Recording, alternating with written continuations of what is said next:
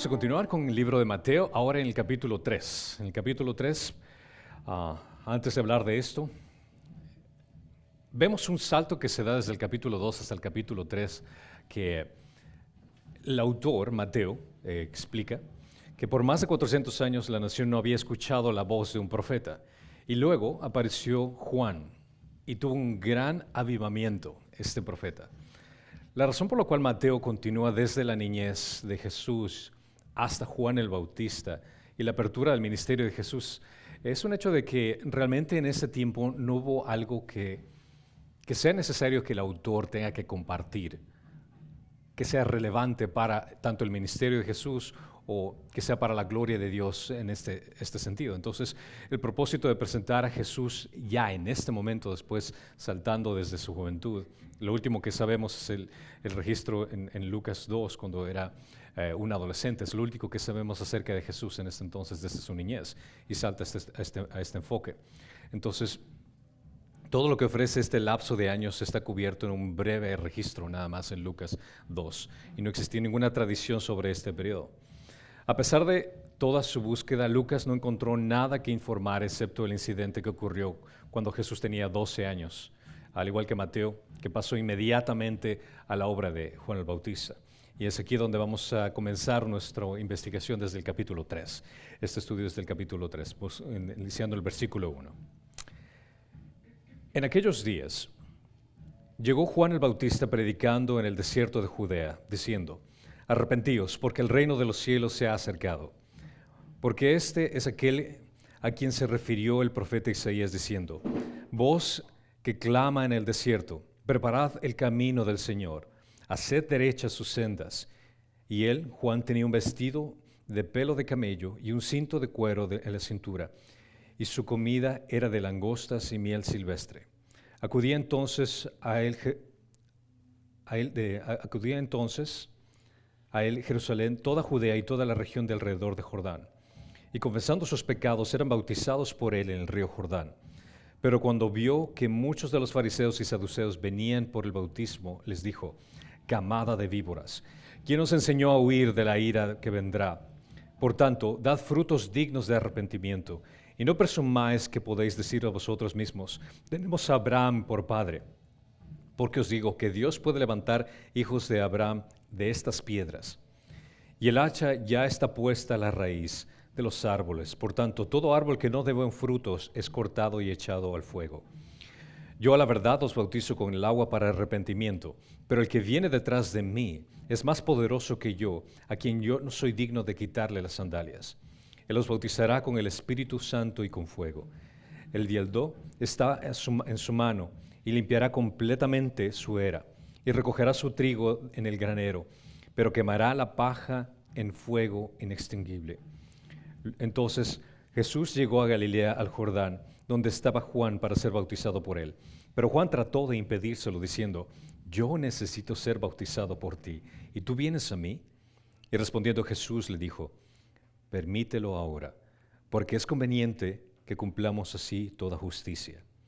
Entonces Juan se lo permitió. Después de ser bautizado, Jesús salió del agua inmediatamente, y aquí los cielos se abrieron, y él vio al Espíritu de Dios que descendía como una paloma y venía sobre él. Y he aquí se oyó una voz de los cielos que decía: este es mi Hijo amado, en quien me he complacido. Al iniciar este pasaje, vemos acerca de este personaje, Juan el Bautista, predicando en el desierto de Judea. Mateo inició la historia del ministerio de Cristo con la introducción de Juan el Bautista, que vendría a ser como un embajador del rey. Juan Bautista era un sacerdote de la orden de Aarón. Recuerdan la historia, vemos en Lucas que su nacimiento era en cierto sentido de forma milagrosa, pero lo encontramos predicando en el desierto en lugar de estar en un templo. Era algo bastante extraño en esto. Era un hombre lleno de fe y un modelo a seguir, compartiendo su fe y el conocimiento que él tenía con las personas alrededor.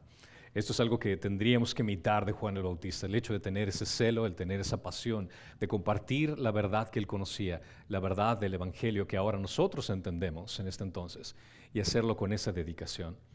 Todo tipo de personas venían a escuchar a predicar Juan el Bautista y a ver los grandes servicios bautismales que dirigía. Realmente habían varias personas que iban a verlo. Muchos entre ellos, publicanos y pecadores, acudieron, unos con sincera humildad, como lo leemos en Mateo 21, al 31 al 32, pero los líderes religiosos que fueron únicamente más por curiosidad, por saber qué es lo que estaba pasando, quién era este individuo que está como creando este grupo de personas, alterando a la gente. Y Juan fue, interesantemente, el último de los profetas del Antiguo Testamento. Recuerden, cuando estamos leyendo cosas que se encuentran en el Nuevo Testamento, todavía viene a ser parte del Antiguo Testamento. Entonces, Juan viene a ser el último de los profetas del Antiguo Testamento, como lo menciona Lucas 16:16. Y como incluso Jesús mencionó en Mateo 11, de 7 al 15, que es el mayor de ellos, el hombre más grande, viene a ser Juan. En versículo 2 dice, diciendo, arrepentíos porque el reino de los cielos se ha acercado. Su mensaje fue directo y tenía dos partes. Uno era el aspecto soteriológico. Cuando hablo del término soteriológico significa la descripción de, soteriología viene a ser todas las doctrinas o enseñanzas que hablan con respecto a la salvación. Eso es soteriología. Si es que abres un libro de teología sistemática y de pronto vas a una sección que dice soteriología, la palabra significa toda la doctrina que se recopila en la Biblia que habla específicamente acerca de la salvación. Entonces el mensaje de Juan vendría a ser en el aspecto soteriológico, cuando decía arrepentíos, y también habla en aspecto escatológico. Nuevamente, si vas al libro de teología sistemática y buscas la sección de escatología, escatología tiene que ver todos los temas relacionados que encuentras en la Biblia con respecto al futuro, las cosas por venir, escatología, al final de los tiempos. Entonces aquí Juan enseña acerca de soteriología al decir arrepentíos y su aspecto de escatología cuando dice porque el reino de los cielos está cerca. La idea de que el arrepentimiento era necesario para entrar al reino de los cielos, para el grupo que estaba escuchando era algo nuevo. Nosotros, nuevamente, vemos con unos ojos diferentes porque tenemos una revelación más completa, pero la audiencia a la cual Juan está predicando, el hecho de que diga arrepentíos, realmente era una situación diferente que ellos habían escuchado. Y esto se convirtió en la piedra de tropiezo para muchos judíos. Ellos pensaron que como hijos de Abraham, automáticamente ellos ya se les concedería la entrada al reino del Mesías. Recuerden, ellos tenían la promesa de Abraham y decían, bueno, yo soy descendiente de Abraham, es lo único que necesito. No necesito absolutamente nada más. Interesantemente, yo también tenía esa misma idea. Absurdamente, yo pensaba, porque mi papá era sacerdote católico, que, bueno, yo ya tengo la entrada al cielo, pues tengo una palanca aquí directamente. Hasta cuando entendí el Evangelio, digo, wow, qué absurdo realmente lo que pensaba. Ahora entiendo por qué los judíos pensaban también de esa misma forma, solo por el hecho de tener herencia, y automáticamente pasas a ser parte de la familia de Dios. Y eso es algo que también tenemos que inculcar claramente, y lo que les repito a mis hijas una y otra vez, es el hecho de que Dios tiene hijos, pero no tiene nietos. Y nosotros tenemos que inculcar a nuestros hijos el hecho de que la relación personal que tienen con Cristo tiene que ser directa, no a través de nosotros. La relación tiene que ser directa. El hecho de que nosotros seamos cristianos no significa que nuestros hijos automáticamente van a ser cristianos. Y eso tenemos que enseñarles constantemente, las relaciones entre ellos. Dios tiene que ser tu padre, Dios no va a ser tu abuelo, porque por mí no vas a tener esa relación es directa. Los judíos tenían esa idea errónea, que pensar por esa herencia iban a tener automáticamente esa entrada al cielo. No se dieron cuenta de lo lejos que habían desviado sus caminos de la ley de Dios y los requisitos establecidos por los profetas. Fue un bautismo de arrepentimiento el que estaba Juan el Bautista predicando, esperando la venida del Mesías, que se reitera en Hechos 19, 1 al 7.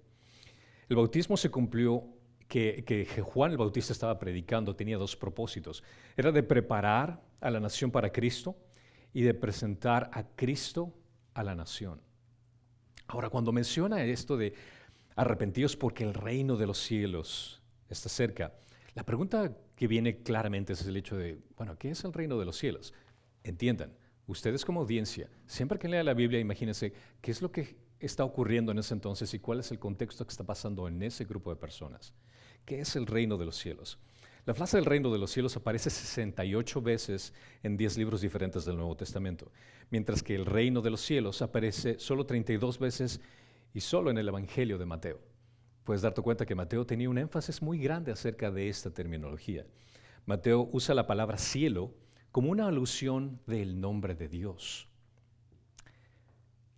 Y eso es para adaptarse a la sensibilidad de sus lectores, que eran judíos. A lo largo del resto de las Escrituras, el reino se llama el reino de Dios. Entonces, el reino de los cielos y el reino de Dios viene a ser como una especie de sinónimo entre los dos. Ambas expresiones se refieren a la esfera del dominio de Dios sobre lo que le pertenece. El reino de Dios, el reino de los cielos, lo que le pertenece a Dios.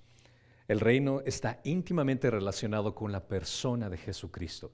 Y esto es lo que tiene en mente el uso, incluso Mateo al hacer esta expresión. El reino se manifiesta ahora en el gobierno espiritual de los cielos sobre los corazones de los creyentes. Cuando Juan estaba predicando esto, se establecerá que un día también en la el final de los tiempos habrá un reino físico terrenal, como lo menciona Apocalipsis 24:6. Pero esta mención del reino de los cielos que Juan está hablando tiene más una connotación de lo que ocurre dentro de la persona.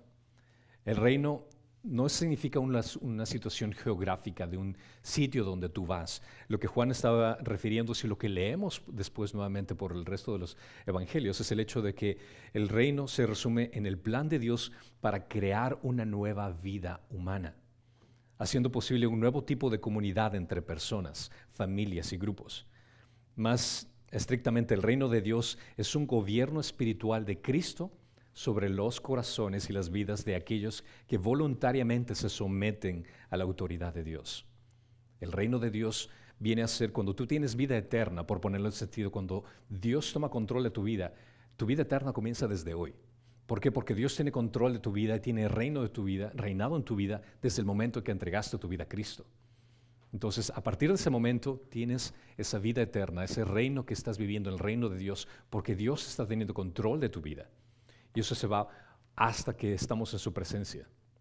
Entonces, ese es el tema que se refiere aquí. No algo que va a ocurrir en el futuro, sino desde el momento que entregas tu vida a Cristo. Entonces, habla acerca de este reino de Dios una y otra vez. Por ejemplo, en Lucas 11:20 dice, pero si yo por el dedo de Dios echo fuera demonios, entonces el reino de Dios ha llegado a vosotros. Aquí es una referencia del cual Jesús está diciendo que Él es el reino de Dios. Jesús es el reino de Dios que ha llegado a ellos. En Lucas 17:20-21, habiendo preguntado a los fariseos cuándo vendría el reino de Dios, Jesús le respondió y dijo, el reino de Dios no viene con señales visibles, ni dirán, mira, aquí está o allí está, porque he aquí, el reino de Dios está entre vosotros está.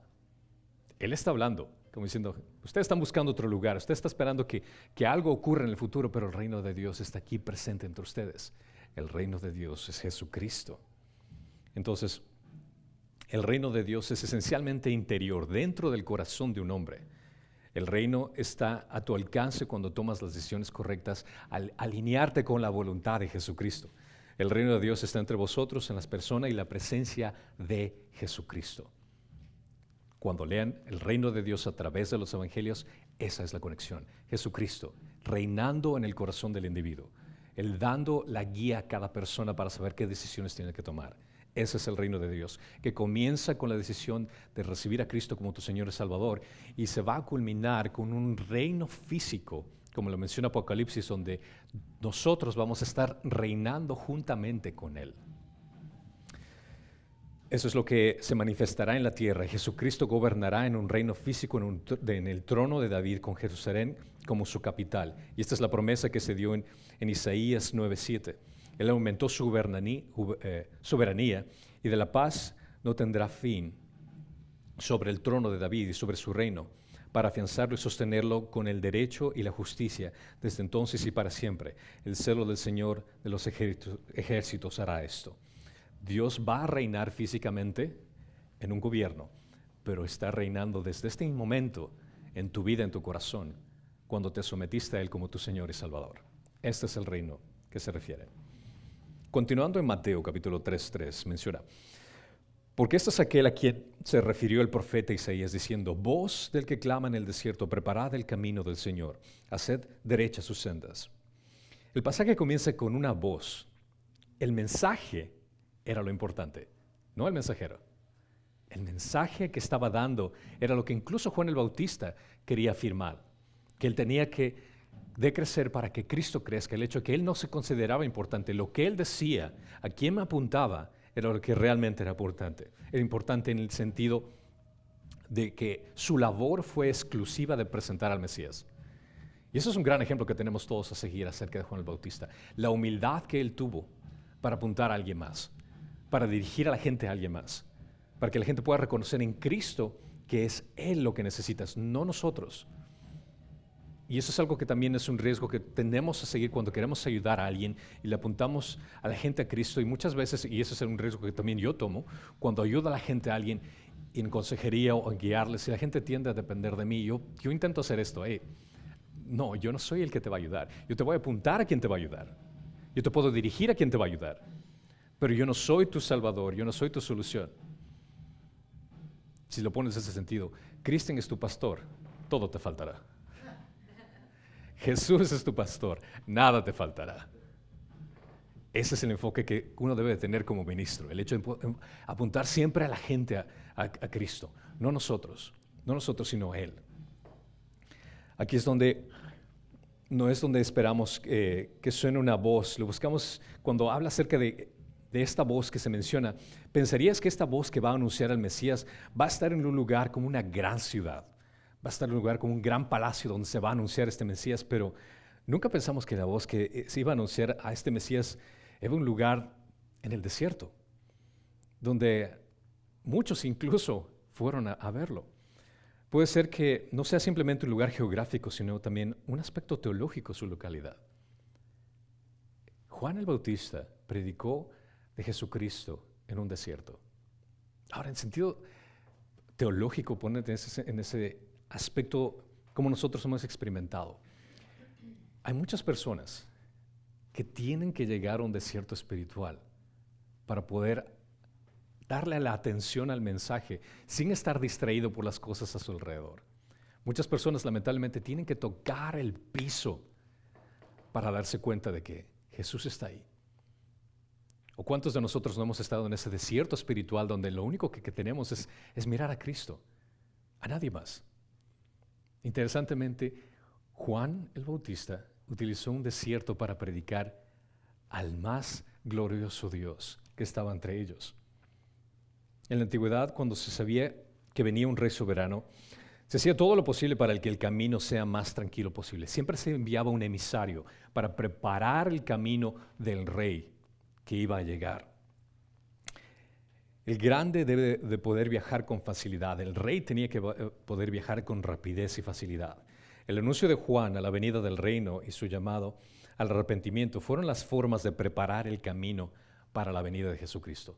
Es el hecho de suavizar esos corazones duros, haciéndoles caer en cuenta, tú estás mal, tú eres un pecador, necesitas arrepentirte. Entonces él vino con la parte fuerte de su trabajo, así como a suavizar esos corazones para cuando vengan a Cristo y se den cuenta de que ya estoy realmente quebrantado, estoy realmente dolido y necesito de Él. Juan el Bautista, conocemos que era el hijo de Zacarías, el sacerdote, esto lo leemos en Lucas capítulo 1 de Zacarías e Isabel, y es el precursor de Cristo, que fue profetizado en Isaías 40 del 35 y en Malaquías 3:1.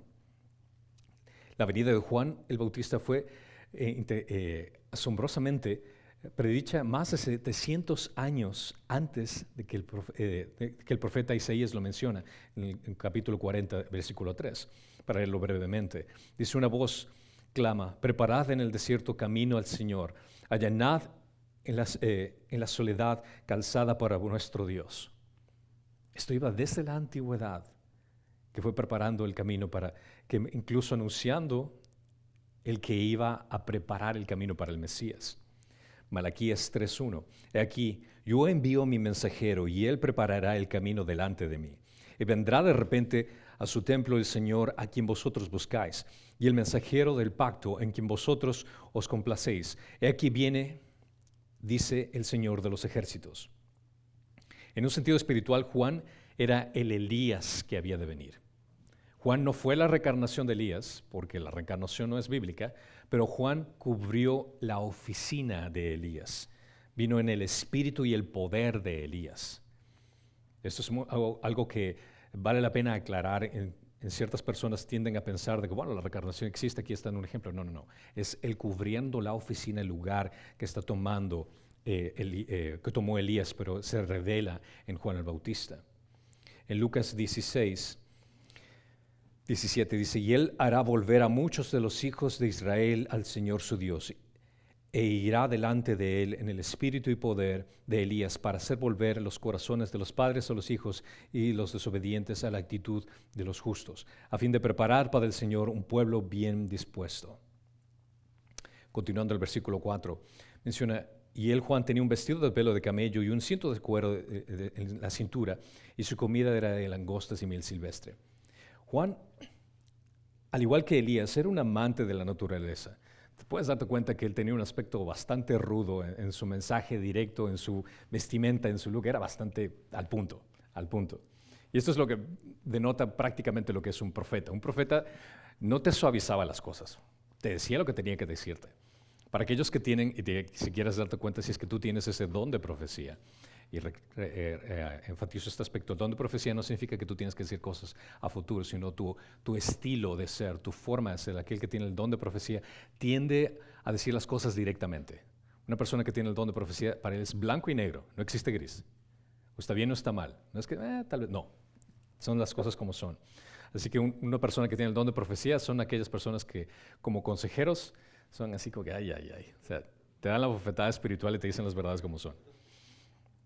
Sus prendas de vestir eran prácticas de larga duración, pero lejos de ser cómodas o de la moda, incluso se vistió como Elías, que predicó el mismo mensaje. Elías vemos en Segunda de Reyes del 1 al 8, dice, ellos le respondieron, era un hombre cubierto de pelo, con un cinturón de cuero ceñido a sus lomos. Y él dijo, es Elías Tisbita. Vemos que los dos tenían la misma estilo, la misma forma de vestirse. Y su dieta era bastante extraña. Honestamente, cuando yo leí por primera vez acerca de langostas, cuando Juan el Bautista comía langostas, y decía, wow, le va súper bien a este predicador. Mira qué bien que come langostas. Yo nunca he probado langostas. Pero después entendí que langostas tenía un significado diferente y lo que comía era algo totalmente diferente de lo que yo pensaba en mente. Lo que se conoce en México como los chapulines, los saltamontes donde tenemos nosotros. Y esto es algo que todavía se consume en la gente por el Medio Oriente. Y hoy en día porque es una fuente buena de proteína, dice. Me gustaría probarlo tal vez. Dice que a veces lo machacan y luego lo mezclan con harina y agua y lo hornean en tortas. A veces hervido, asado o guisado en mantequilla. Y luego se lo consume. Deben ser buenos. Bueno, y si analizas, realmente se pone a comer. Estos animales comen únicamente vegetación, así que realmente no veo nada malo, sino que el aspecto es lo que se te queda así como que no sé si podría comer eso. También menciona que comió miel de campo, que es un jarabe dulce extraído de los higos, dátiles, uvas. No hay ninguna referencia que se haya dado la apicultura, eso quiere decir el preservar abejas para poder dar miel. O sea, realmente no hay una referencia bíblica. Sin embargo, se conocía que esto se hacía en Egipto desde el año 2400 a.C. La carne de camello no se podía comer, pero se lo utilizaba como para atuendo. Recuerda que la carne de camello era considerada como algo inmundo. Levíticos 11:4 y Deuteronomio 14:7 menciona claramente que ellos no podían comer este tipo de comida, pero lo utilizaban para vestimenta. Entonces la imagen que obtenemos es de un hombre que vivía con sencillez. Realmente a él no le interesaba el ostento, no le interesaba ser distinguido entre los demás, a pesar de que siendo sacerdote, podría haber estado en el templo para llevarse la atención y mira cómo es. El estilo de sacerdote que él tenía fue totalmente fuera de lo común, conocido en ese entonces. Continuando en versículo 5, dice, acudía entonces a él Jerusalén, toda Judea y toda la región alrededor. Mateo está diciendo que un gran número de personas salieron de los centros de la población a una zona solitaria a ver a Juan. Una figura tan profética era una rareza. Recuerden, 400 años de silencio. Jesús no había hablado y de pronto escuchan acerca de alguien que está predicando la venida del Mesías, la venida del reino de Dios. Entonces, eso sí realmente llamaba muchísimo la atención. Es por eso que la gente venía de tantas partes a encontrar a este hombre. La gente venía a escuchar acerca de qué es lo que tenía este individuo que predicar. Así que estaban en el desierto y a Juan no le faltó audiencia. Había muchas personas que fueron a verlo. Algunos aceptaron su mensaje y confesaron sus pecados, sometiéndose al bautismo en agua y la señal de identificación del misterio que era de Juan, de bautizar a la gente. Ese bautismo de arrepiéntete y demuestra al mundo que te arrepentiste bautizándote. En primer lugar, la forma que él había nacido era algo que todos habían conocido en ese entonces. Él nació de una forma sobrenatural, viniendo el hecho de que su padre recibió una revelación en el templo, que él no pudo hablar y después la gente conocía realmente de la historia de quién era él. Después, al desarrollar su vida y la forma como él vivía, denota que había algo extraño y diferente en él. Su predicación y la forma como él hablaba, como lo mencionan las Escrituras, es el hecho de que él tenía algo diferente a lo que los demás tenían. Y su mensaje era más específico acerca de la llegada de aquel Mesías. Entonces, la gente iba a él y lo escuchaba por tener curiosidad si esto realmente era verdadero. La desesperación que tenían por el ser liberados del pueblo romano era también lo que la gente iba solo por simple curiosidad, pero resultaba que lo que decía era verdad. Entonces, la unción que fue específicamente dada en la forma en que él nació, y vemos como él cubre los aspectos de la oficina de Elías, en su similitud, lo que él predicaba, cómo las escrituras apuntaban a él. Incluso los sacerdotes podían haberse dado cuenta, así como que le hicieron la pregunta, ¿eres tú Elías? Entonces, todas esas señales apuntaban de que, ok, tú no eres un loco que se viste de una forma rara, que come cosas extrañas, que está en el desierto, sino que tú eres alguien diferente. Porque lo que estás diciendo y la forma en que lo haces le deja a uno pensar. Entonces, todo ese tipo de variables hicieron que la gente ponga atención a lo que él estaba diciendo. Versículo 6. Y confesando sus pecados eran bautizados por él en el río Jordán. El Jordán fluye a través de la cuenca de Ulén hasta el mar de Galilea, luego desde allí, más allá del mar de Galilea, hacia el sur, a través del valle de Rift del Jordán, hasta el mar Muerto. Entonces podemos ver que toda esta sección estaba específicamente lo que se conoce como el río Jordán.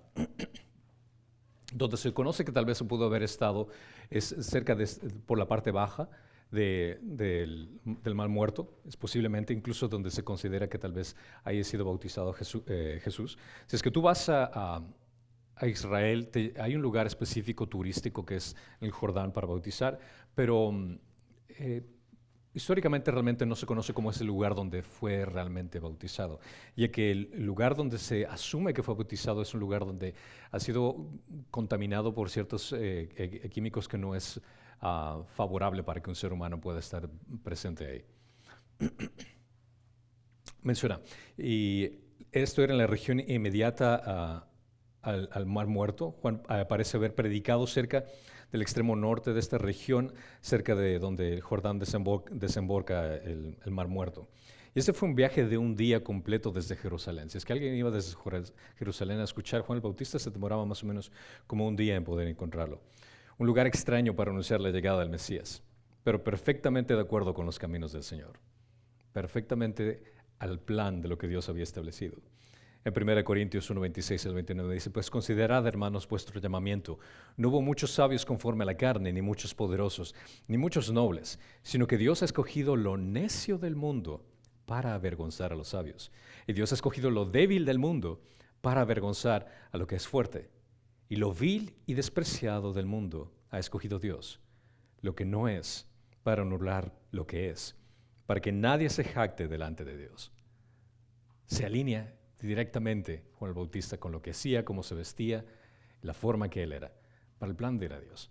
Porque la mayoría de personas pensaría en un heraldo, una persona que tenga prestigio, que se vista bien, que esté en un lugar apropiado para anunciar la llegada del Mesías.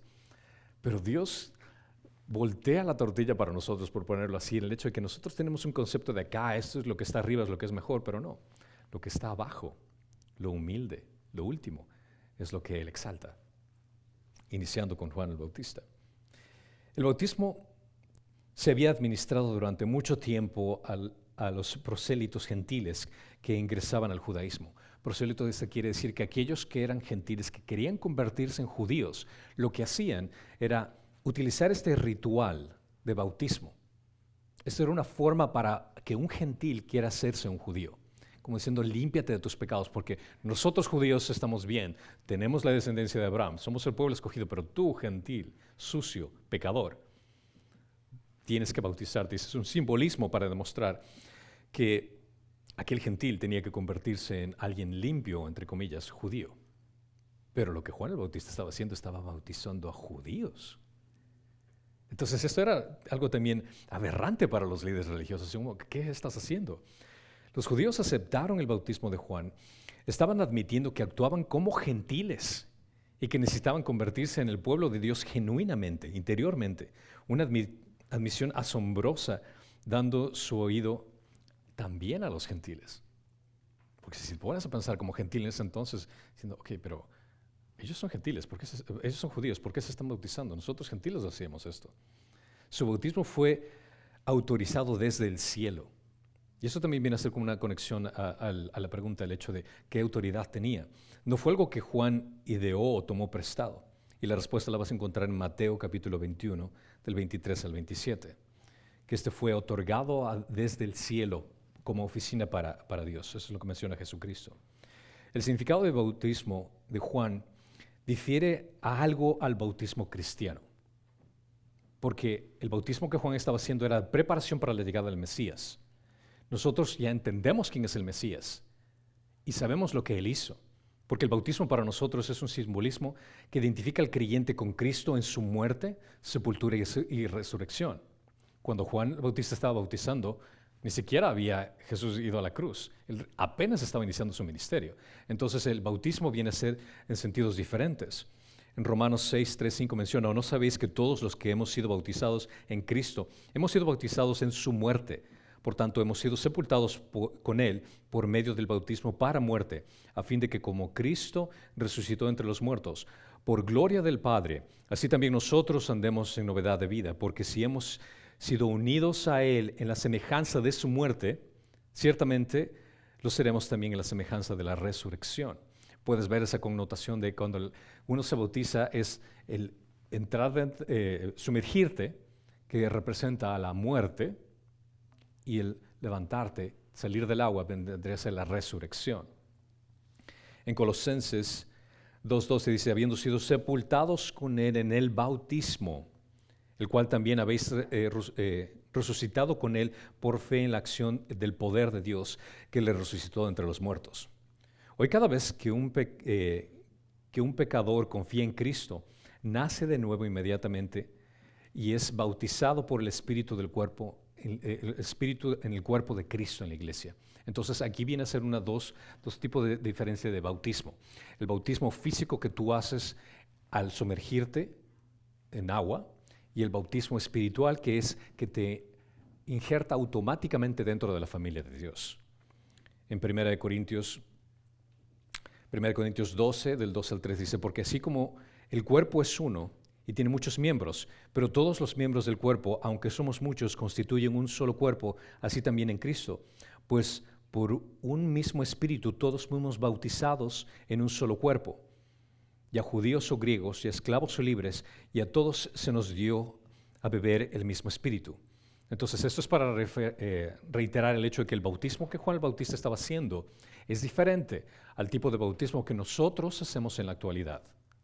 Bautismo que él estaba haciendo de dar arrepentimiento al pueblo de Israel en ese entonces para la llegada y la preparación del Mesías.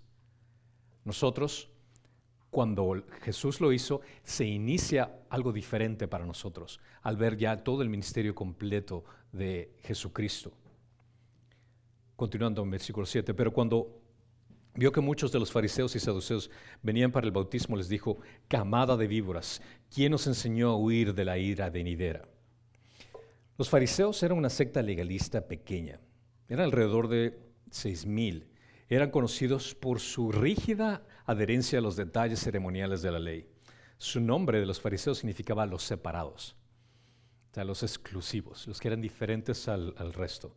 Los fariseos tendrían tenían a verse a sí mismos por encima de las otras personas, mientras que al mismo tiempo prestaban tanta atención a los detalles externos, a veces perdían de vista los asuntos más importantes internos. Se importaban en cómo luces, cómo actúas, pero no se daban cuenta de cómo su corazón estaba dañado por el pecado. Los saduceos eran conocidos por su negación a las cosas sobrenaturales. Eran un menor grupo de personas. Negaron la resurrección de los muertos, podemos ver en Mateo 22:23, y la existencia de los ángeles, como lo mencioné en Hechos 23:8. A diferencia de los fariseos, rechazaron la tradición humana y despreciaron el legalismo. Y ellos aceptaban única y exclusivamente el Pentateuco como autoridad. El resto de los libros del Antiguo Testamento realmente a ellos no les interesaba, los saduceos. Solían ser miembros de aristocráticos, tenían posición económica estable, de la tribu sacerdotal, y no tenían seguidores entre el populacho, por decirlo así, entre las personas humildes. Realmente no eran muy afines de ellos. Ellos tenían una secta que controlaban el templo, prácticamente. Los fariseos y los saduceos tenían poco en común. Los fariseos eran tradicionalistas y legalistas en su época, mientras que los saduceos eran más liberales. Los fariseos eran más ritualistas, los saduceos eran más racionalistas. Los fariseos eran separatistas, los saduceos eran conciliadores y oportunistas políticos. Entonces, en cierto sentido puedes ver que los fariseos y saduceos vendrían a relacionarse en nuestra época, como decir los republicanos y los demócratas. O sea, eran como un partido político que eran o eres de este o eres de aquel. Esos dos grupos por lo general luchaban entre sí para el control de la nación, pero cuando se trató de oponerse a Cristo, los dos se unieron en fuerza. Israel había pecado y necesitaba arrepentirse, y los líderes religiosos debían mostrar el camino de arrepentimiento. Por eso Juan el Bautista comienza a atacarlos duramente a ellos. Ellos representaban el 5% de la población, pero ellos los que prácticamente dominaban en el sentido de decirles a la gente cómo tenían que actuar, decirles por la ley cómo tenían que comportarse. Juan estaba relacionando esta ira con la venida del reino de Dios, acusando a los fariseos y saduceos de simplemente buscar una manera de escapar el castigo que sus obras se habían acreditado. La predicación de Juan hizo eco al tema familiar del Antiguo Testamento de la ira prometida del día del Señor, como se menciona en Ezequiel 7:19 y Sofonías 1:18. Esta debe haber sido una represión particularmente punzante para los líderes judíos, quienes se indignaban que la ira divina estaba reservada para ellos, supuestamente por lo que decía Juan, cuando ellos pensaban, no, la ira de Dios va para los gentiles, no para nosotros. No para nosotros los judíos, y peor aún, para nosotros los judíos que somos fariseos y saduceos. Entonces, el mensaje cuando ellos escuchan esto y que les diga víboras, fue como realmente un insulto bastante fuerte, considerando que víbora, para ellos, judíos, nosotros también entendemos el porqué, se le consideraba como una criatura malvada. Su veneno era mortal y también astuto. En las escrituras hebreas, la serpiente se le relacionaba ¿con quién? Con Satanás. Eso lo vemos en Génesis 3. Que Juan los llame a los fariseos generación de víboras implica que tenían cualidades satánicas. O sea, eran realmente un insulto súper fuerte para ellos.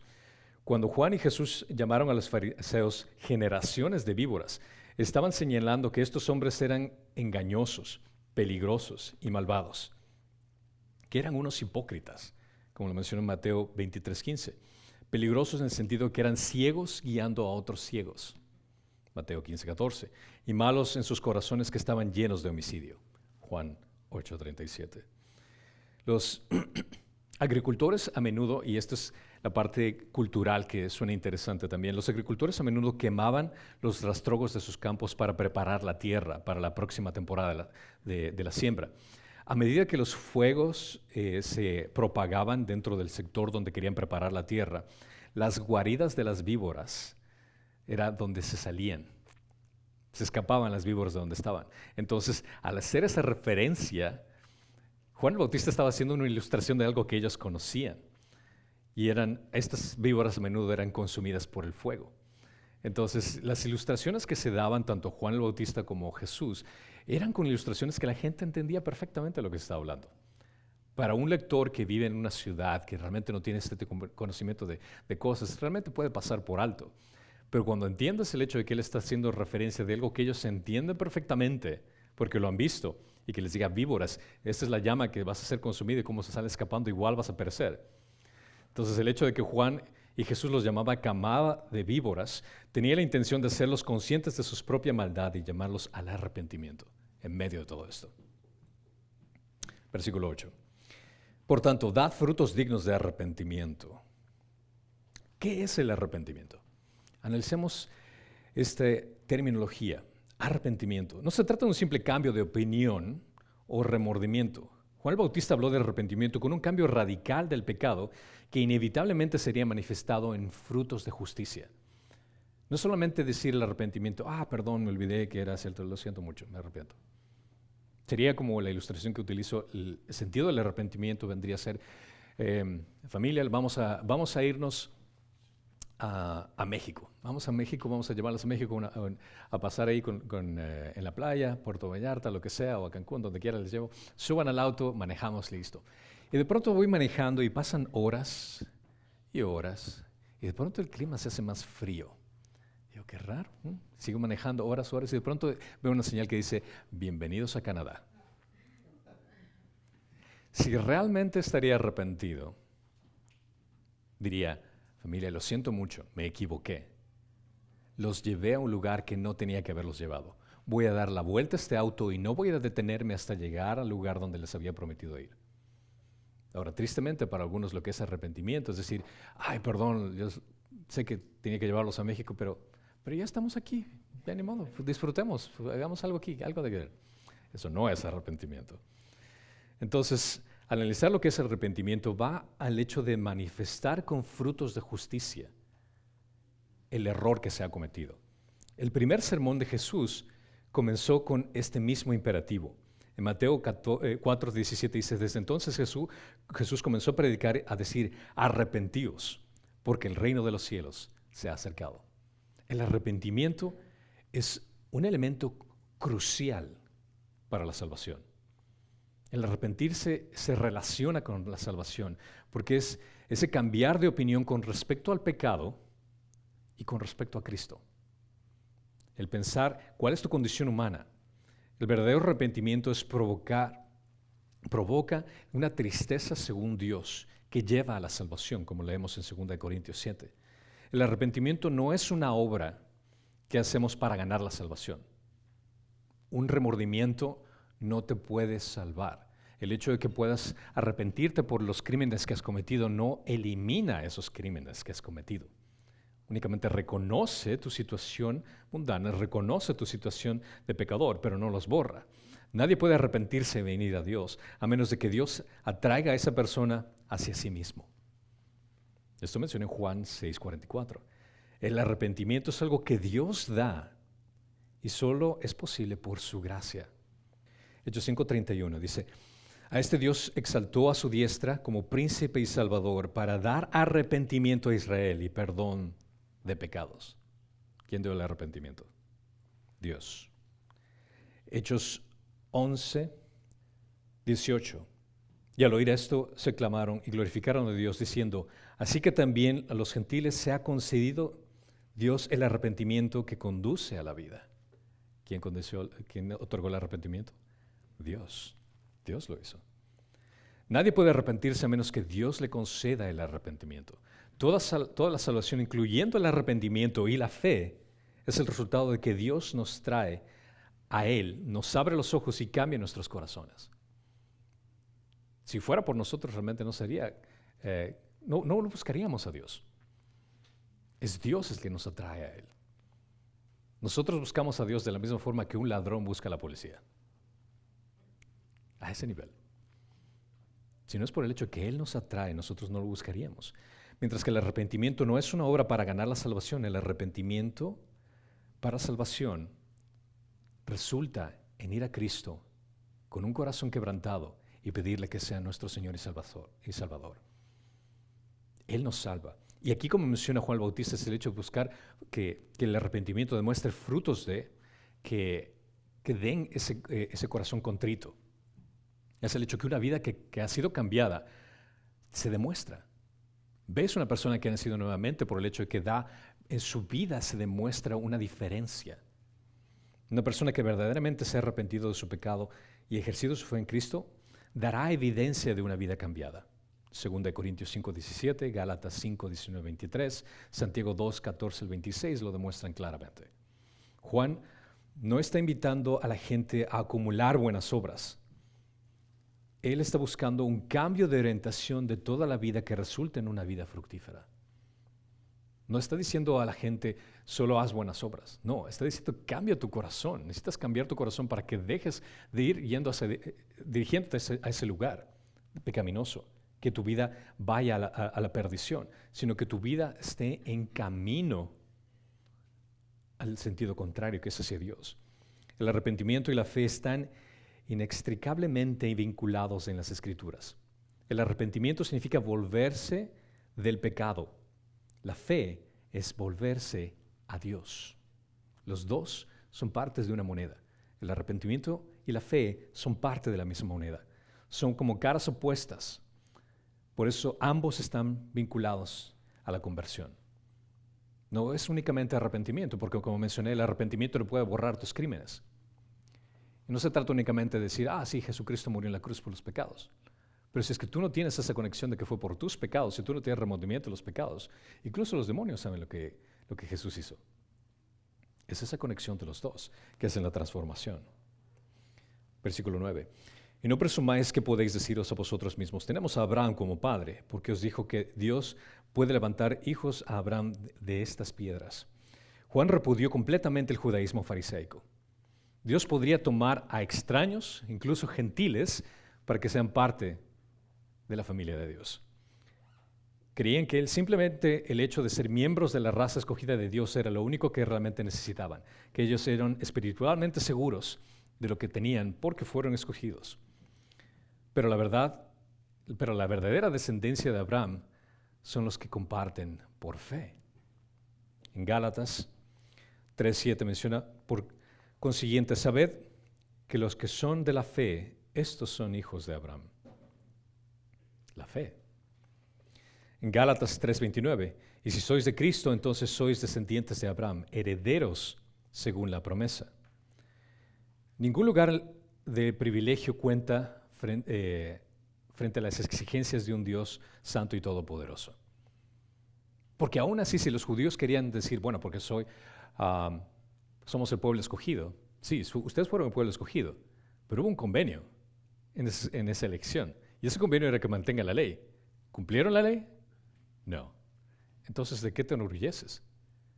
El hecho de que haya hecho un convenio contigo no significa que tú automáticamente, por el hecho de que eres parte del convenio, ya la hiciste. Tenías que haber cumplido con ese convenio y no lo cumpliste. Sin embargo, la evidencia de que una vida cambiada y la perseverancia en la creencia de Cristo, esos son los motivos que confían y resultan útiles a un individuo. La fe en Cristo. Versículo 10. Y el hacha ya está puesta a la raíz de los árboles. Por tanto, todo árbol que no dé buen fruto es cortado y echado al fuego. Juan procede a resaltar la seriedad de la posición de aquellos que no se arrepintieron genuinamente. El hacha era un símbolo de destrucción y ya siendo la raíz de los árboles pinta qué tan sobrio e inminente era el mensaje que estaba diciendo. Esto es serio. La raíz es aquello donde el árbol saca su nutriente. Es una cosa cortar el árbol desde el tronco, otra cosa es sacarlo desde la raíz, como diciendo no va a haber absolutamente nada de ti.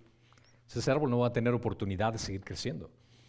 El versículo 8 dice que hablando frutos dignos de arrepentimiento, ahora es simplemente buena fruta. Es decir, si es que ese árbol no está sacando nada de fruto, el árbol no tiene nada bueno, entonces se lo va a cortar. Pero no solo se lo va a cortar, se lo va a echar al fuego. O sea, encima de que se lo va a sacar y de raíz, vas para el fuego. O sea, el mensaje, como puedes darte cuenta, Juan era, esta es la verdad, y esto es lo que van a escuchar. Versículo 11.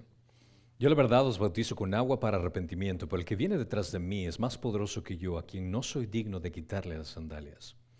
Juan era simplemente un presentador que estaba preparando un remanente para el Mesías. bautizando en agua a los que respondían. El punto que trata acerca de las sandalias es un punto de humildad súper grande que está demostrando aquí. Porque había en ese entonces el hecho de los esclavos, que eran los únicos que tenían esa posición de humillación, de limpiar los pies o desatar las sandalias. Había un dicho rabínico que decía, todo servicio que un esclavo hace a su amo, un discípulo, lo hará por su maestro, excepto el desatar la correa de su sandalia. Esa era una señal de humildad de Juan, que dice que ni siquiera el ser el más vil siervo sería el papel que debería tomar en comparación de servir a Jesucristo. Ni lo más bajo de lo más bajo. Cristo, desde un punto de vista humano, no era, en este sentido, no era un absoluto superior que Juan. Y me explico el por qué. Porque a medida que el hijo de un carpintero podría considerarse inferior al rango del hijo de un sacerdote, míralo en el sentido humano, Juan era superior a Jesús por la descendencia con quien venía. Jesús era hijo de un carpintero, según la gente. Juan era hijo de un sacerdote, según la gente. Pero él denota de que su formación en el útero, como fue Jesús, la forma como vino profetizado la venida del Mesías, que su cuerpo fue formado sobrenaturalmente por el Espíritu Santo, el Mesías, que iba a ser de una virgen y que era el Dios Santo Todopoderoso. Es decir, que dar en cuenta que su aspecto humano, como la gente lo veía, era absolutamente nada, porque él era superior en todos los aspectos a Juan. Juan consideraba un honor demasiado alto para él rendir tal servicio de ser un sirviente que desata las sandalias. Sabía con quién estaba tratando. Versículo 11. Él los bautizará con el Espíritu Santo y con fuego. Juan por lo menos está diciendo que el bautismo de Jesús no era un mero asunto ritual, sino que implica un don efectivo del Espíritu. Bautizar con el Espíritu Santo va junto con bautizar con fuego. Viene a ser ese fuego purificador, ese fuego que quema dentro, que destruye todo el pecado, por ponerlo así. Voy a pasar brevemente, ya que el tiempo me está faltando. Joel menciona acerca específicamente de lo que los judíos pudieron haber entendido acerca de ese fuego, de ese espíritu que se derrama en la carne, sobre toda la carne, y que se da derramada en los últimos días, lo cual, esto fue algo que se cumplió en el día de Pentecostés, un derramamiento real del espíritu que se menciona en Hechos capítulo 2. El bautismo con fuego se refería a un juicio de purificación de aquellos que entrarían al reino de Dios, como estaba profetizado en Malaquías capítulo 3 del 2 al 5. Eso fue algo que desde la antigüedad sabía que Jesús iba a ser ese bautismo del Espíritu. Así que se refiere a tres tipos de bautismo. Hay tres cuando lees en la Biblia. Unos con agua para el arrepentimiento. El bautismo de Juan simbolizó la limpieza. El bautismo con el Espíritu Santo, que todos los creyentes en Cristo son bautizados en el Espíritu, como leemos en 1 Corintios 12:13, y el bautismo con fuego, debido a que el fuego se usa tanto en este contexto para el medio de juicio. Esto debe de hablar de un bautismo de juicio sobre los que no se arrepienten. Entonces aquí hay tres tipos de diferentes bautismos que se refiere aquí. Juan, al aplicar agua al cuerpo, aunque hubiera sumergido a sus seguidores 10,000 veces, no hubiera limpiado a la persona. No hubiera afectado su alma, no hubiera afectado su mente.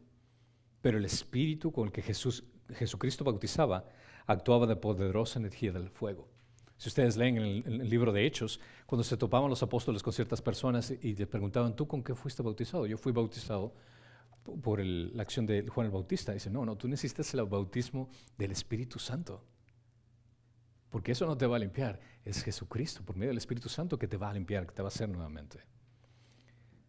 Versículo 12 dice, el bieldo está en su mano y limpiará completamente su era y recogerá un trigo en el granero, pero quemará la paja en el fuego inextinguible. Cuando tú lees nuevamente esto, siendo ciudadano en un país que tal vez nunca has tenido contacto con un granero o algo por el estilo, realmente vas a perder muchísimo simbolismo que se está hablando aquí.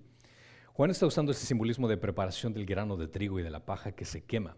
El bieldo viene a ser esa herramienta que se utiliza para levantar el grano de trigo y que se separe el trigo de la paja.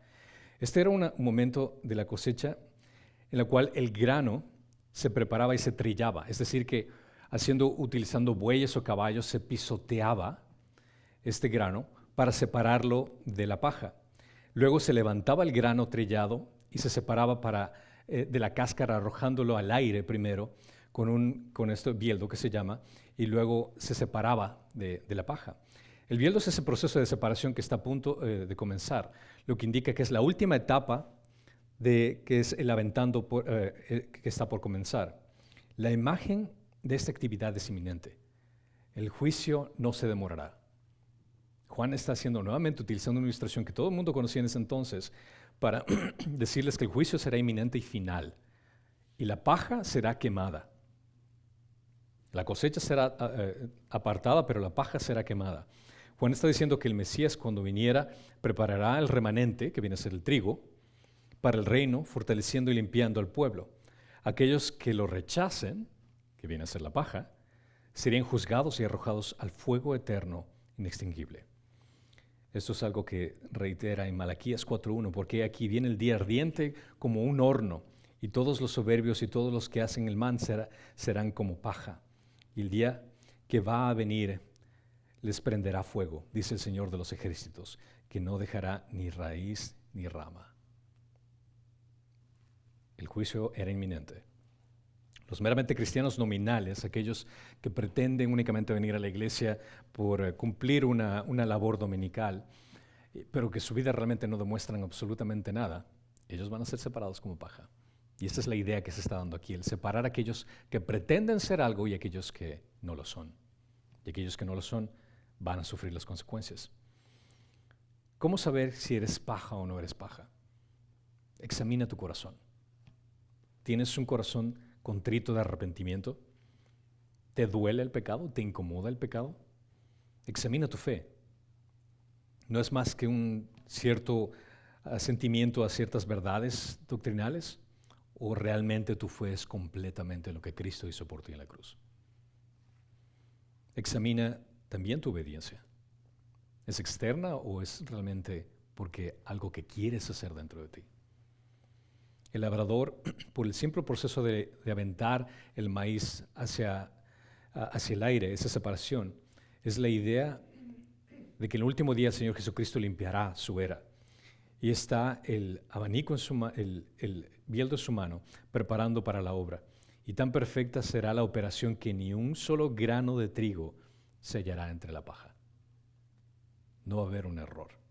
No va a haber que, tal vez será. No, Jesucristo no va a hacer errores. Él conoce quiénes son los suyos. Versículo 13. Entonces Jesús llegó a Galilea de Jordán, donde estaba Juan para ser bautizado por él. Después de estos años de silencio que mencioné al inicio, viene este predicador y anuncia la llegada del Mesías. Y le dice, pero Juan debe haber sido reconocido quién era Jesús, ya que, considerando que también era familiar de él, también sabía de la llegada de aquel que iba a venir. Versículo 14. Pero Juan trató de impedírselo diciendo, yo necesito ser bautizado por ti y tú vienes a mí. Solo Mateo registró la oposición de Juan a bautizar a Jesús. Ahora, la idea de bautismo, recuerdan, lo que Juan estaba haciendo es para decirle a la gente, arrepiente de tus pecados. Y de pronto que venga el Mesías, el Dios perfecto, decir, bautízame. Decir, no, o sea, ¿cómo es posible? Tú no tienes ningún pecado. Realmente no tienes nada de qué pedir perdón. Al contrario, yo soy el que tiene que ser bautizado por ti. Pero esta es una ilustración más de la humildad de Juan también en su reconocimiento de su pecaminosidad. Y la vida de Juan es un ejemplo para nosotros de la seriedad con la que debemos abordar la vida cristiana y nuestro llamado al ministerio, cualquiera que éste sea. Jesús no fue bautizado porque era un pecador arrepentido. Su bautismo dio aprobación al ministerio de Juan. Es decir, lo que tú estás haciendo está bien. Y segundo, se identificó con los publicanos y pecadores, las mismas personas a las que vino a salvar.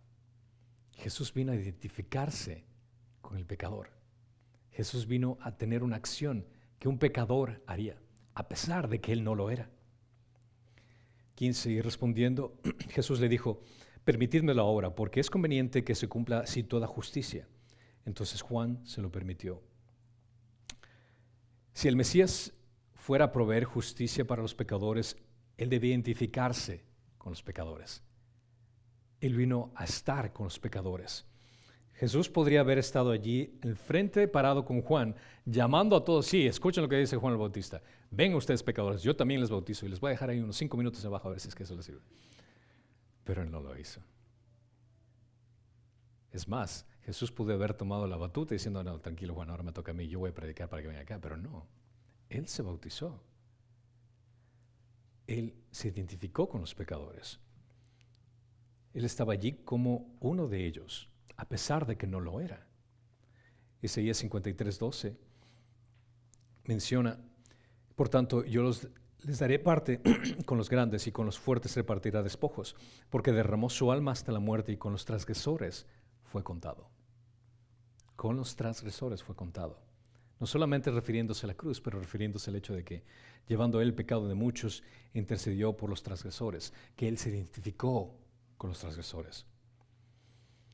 El primer acontecimiento público de su ministerio también fue el de mayor significado. Es por eso que el bautismo es muy importante. Uno, por el hecho de que representa su muerte y resurrección. Por el hecho de que prefirió el significado del bautismo, estableció lo que es el significado del bautismo cristiano, por lo que hizo Jesucristo. Marcó su primera identificación pública con aquellos cuyos pecados él llevaría. Y fue una afirmación pública de su mesianismo por testimonio directamente del cielo, cuando fue anunciado, este es mi hijo amado, a quien me complazco. Es por eso que al observar lo que estaba haciendo Jesús y el entender el significado de lo que estaba haciendo Juan el Bautista, al decir arrepiéntete, y que el bautismo sea esa señal que demuestre que realmente vas a iniciar una nueva vida, Jesús hace esto y el mensaje que nos deja es este. El bautismo es la evidencia de que me identifico con mi Salvador, de la misma forma que Él se identificó conmigo como pecador. Por eso tenemos que bautizarnos. Por esto. Él se identificó con los pecadores y yo quiero identificarme con Él. Eso es algo que Él nos pide que hagamos, no de sugerencia, sino que hagamos para demostrar que realmente estamos entregando nuestra vida a Dios y que todo el mundo sepa que le pertenecemos a Él. Para terminar pronto, versículo 16. Después de ser bautizados, Jesús salió del agua inmediatamente y aquí de los cielos se abrieron y vio al Espíritu de Dios que descendió como una paloma y que venía sobre Él. La venida del Espíritu Santo como paloma identificó a Jesús ante Juan también para ser seguro de que sí, definitivamente Él es el Mesías. La paz era, el Espíritu Santo fue relacionado con una paloma para representar la paz. Y cuando dice que los cielos se abrieron, es posible que haya sido algo mucho más celestial que solo una especie de nubes que se expandieron, sino que tal vez se dio la visión de este plano espiritual. Que para el hecho de que Mateo lo haya mencionado, no era simplemente así como que, pudo haberlo dicho, las nubes se movieron, no, los cielos se abrieron, como demostrando hubo algo mucho más sobrenatural que ocurrió aquí. Y esto es algo que también se profetizó en Isaías 11:2, que dice, reposará sobre él el Espíritu del Señor. Y por último, versículo 17, y aquí se oyó una voz en los cielos que decía, este es mi Hijo amado, en quien me he complacido. El pronunciamiento celestial combina el lenguaje de las profecías que se habían conocido tanto en Salmos 2:7 como en Isaías 42:1. Las tres personas de la deidad estuvieron presentes en este evento. Esta es una de las grandes demostraciones de la Trinidad, tanto Dios Padre, Dios Hijo y Dios Espíritu Santo, lo cual anula cualquier idea como monalismo, el hecho de que es una herejía del pensar de que Dios se presentó en tres formas, en tres características.